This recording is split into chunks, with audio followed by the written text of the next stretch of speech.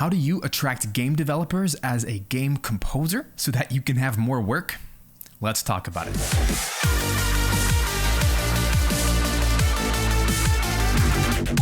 What's up, guys? This is Stephen Malin. Today, we're talking about how to attract game developers so that you can get more work as a game composer. Are you tired of working for free on game projects, agreeing to a revenue split deal, cold messaging game developers, responding to composer calls, participating in game jams, attending meetups and conferences, posting on game developer groups and forums, sharing your tracks on social media, applying for jobs at game companies? These strategies don't work because all of these revolve around you as the composer seeking out and chasing down work. Instead, today we're going to talk about some practical step-by-step strategies so that you can attract game developers to you, the composer, which completely changes everything. As musicians, we have a really hard time when it comes to branding, marketing, sales, or really anything business related, because we're typically in the creative space. We just want to work on the craft. But if you're going to have a successful business as an entrepreneur, having your own business, then you need to master this skill of attracting game developers to come to you. And best of all, once you set this up, this can be an automated process to where your content is out there online, constantly attracting game developers to where you're getting more and more gigs all the time. So let's dive in. Here are 3 steps to attracting game developers to you as a game composer. Step 1, give away your best music for free. Now, before I get any hate mail or negative comments on this, I want to be very clear from the start that we don't give away music for free. What we do is we exchange free music for an email address. The whole purpose behind this is that if you have an email address from a game developer and they're inside your sales funnel, inside your email list, this means that you can sell to them. Sales are made privately. They are made on a one-on-one basis. It's not a public display. We're not going to forums and to social media and just blasting, hey, I'm here to sell. I'm here to write music for your game. That just bleeds desperation. And game developers can sense that from a mile away. So instead, what we do is we attract them to us here in this first step by giving away our best music for free. There's different ways we can do this, but the ways that I've found success are using YouTube videos, using SoundCloud tracks, and placing lead magnets inside of them. So you can create whatever you want online to attract game developers. It doesn't have to be music, although that's typically what they're searching for in the SEO of Google or YouTube. In the description, there is a link that they can click on, which is going to bring them to a form that you've created. I personally use ConvertKit. You can use any email sequence software that you'd like. But what they do is they go to this little sign-up form and they're exchanging their email address for your free music. And now they're inside your email list and you can sell directly to them. Step 2, provide consistent value over time. Now that you've set up a lead magnet to get game developers into your email list, now it's time to provide value over time. Now, it is true, and I've actually had stories of this happening, where your first contact with a game developer by giving away something for free actually can lead to a paid project. But those are very, very rare circumstances, and you can't bank on a successful business all around those chance happenstance moments, right? That's kind of banking on hope instead of actually planning a strategy. So those times might happen, but I'd much rather you have consistent value over time, because if a game developer comes across your first piece of content and it's great and they get into your email list, that's awesome, but it doesn't mean that they're going to buy from you today. In fact, a warm lead, you could define that as anyone that is interested in what you have to offer, but they're not ready to buy yet. Percentage-wise, 2.5 to 5% of your warm leads will actually buy over time. So mathematically, this is about 1 in 40 of your potential clients within your email list are actually going to buy from you over time.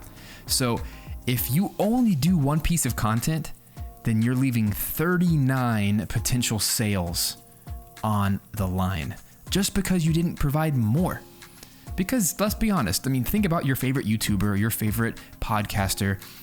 You don't typically just listen to them once. You listen to them 15, 20, 25 times before you end up buying something from them. I'm the same way. I don't typically make a purchase on the first day from someone I just met, right? It's something that we have to, over time, build that trust, and then it leads to sales. Don't be discouraged though if you're feeling like, oh man, I just don't want to create a bunch of content. I want to write music. Well, just to be totally honest with you, I don't really want to make YouTube videos. I don't really want to do podcast episodes. I don't really want to put all this free music online because that's taking away time and energy from the paid work. However, what's the cost of not doing this, right? What happens if you don't serve your audience? Well, they're not going to know about you, and they're not going to have that system in place to actually hire you. So if this just feels icky and it feels like such a sore that you're going to have to do this, well, I highly suggest that you take full advantage of bulk recording or batch processing. So essentially what I've done is I've actually scheduled out 6 months of content in advance on YouTube, on my podcast. So I actually already have those pre-scheduled. Now, I didn't do all that work myself. I've hired assistants. I've outsourced work for them to go through and to organize and to upload and to put tags and metadata and all the things that can just take a lot of time. But I've done it in bulk. And that way, it's out there. It's already ready for the next 6 months. In fact, I've already done that for YouTube, for SoundCloud, on my Google Drive where all the files are that we're attaching to, and then the ConvertKit emails as well. They're already pre-written and they're gonna be scheduled out for the next 6 months. So I don't even have to worry about any of this stuff until next year.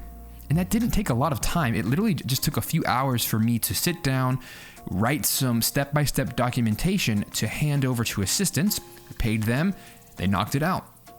And that is such a relief that is now constantly bringing in more opportunities and more gigs and more relationships with game developers that I otherwise wouldn't have, just because I just set aside the time and I did it. Step 3, sell at the right price. Now that you're providing consistent, valuable content over time for the game developers that are inside your email list, now we can actually make money. We can actually sell at this point. Now, according to the Game Sound Con annual survey, which is a survey with hundreds and thousands of composers who input their financial data every single year across the world, on average, the per minute music rate for composers writing for games is $500 to $1,500. So in my experience, if you are to start writing for your very first game today and charge for that first game on a per minute basis, it does not make any sense for you to charge nothing or $100 or $200 per track or per minute because it's just too low. I believe that you should increase your rates 30% after every new project so that you can actually build your revenue up, you can build up a business, you can actually have the finances and income that you need. So if you were to start at $100, just imagine if you only increase by 30%, your next project is $130. Can you imagine how long it's going to take to actually get to a reasonable rate? Versus on your first project, let's say you charge $500 per minute of music and you get hired for a few minutes of music. Awesome. You've made several $1,000s. On the next project, you might increase 30% again. That $500 turns into $650. You can see how the rate is now increasing so much faster, and we're progressively getting into the $1,000 range and the $1,500 range. And really we're hitting this sweet spot where you're able to charge much more confidently every time you have a new project. And the best part of this whole process is that once you set a new baseline rate, let's say your rate is now $1,000 because you've increased it a few times. that's now your rate. And you don't have to feel the pressure to ever charge less than that. You can if you want, and sometimes there are times where you might want to pour into the relational equity of maybe a first game of a new developer that you really believe in, and maybe you don't really care that much about the finances in that season, so fine. But in general, you now know that that's your new baseline rate. How cool is that? And so moving forward, you can increase that every time. As you continue increasing your rates after every new project, you're gonna have an easier time both attracting new clients and maintaining repeat relationships with your clients, with the game developers. Because the higher your price is, it's actually easier to get work, not harder. Because you kind of weed out the bottom of the barrel, the indie devs who just don't have any budgets. And once you start working on higher profile games, there's a snowball effect that friends of friends and friends of the developers, and then maybe someone in the audio team, and then someone in the graphics team, whatever. There's always this networking effect, this snowball effect that connects you to more people in the industry.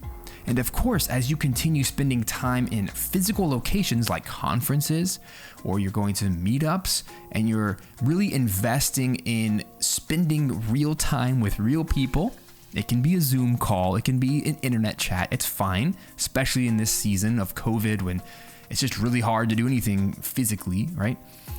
As long as you're making these face-to-face interactions and you have real conversations with developers, you're gonna get more work.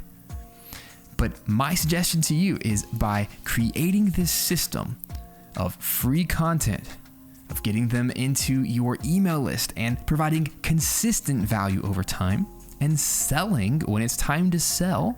That could be offering a custom service of scoring their game, or it could also be a product like a game music pack, which is just basically an album that you can license to game developers to use in their game. So it doesn't always have to be the custom scoring. But when you create this system, step by step, you're going to be attracting game developers constantly while you sleep, while you're spending time with your family, while you're working on commercial game projects. You're always going to be getting more offers, which means you can increase your rates. You can say no to more, say yes to exactly what you want, and you can support your family composing game music online.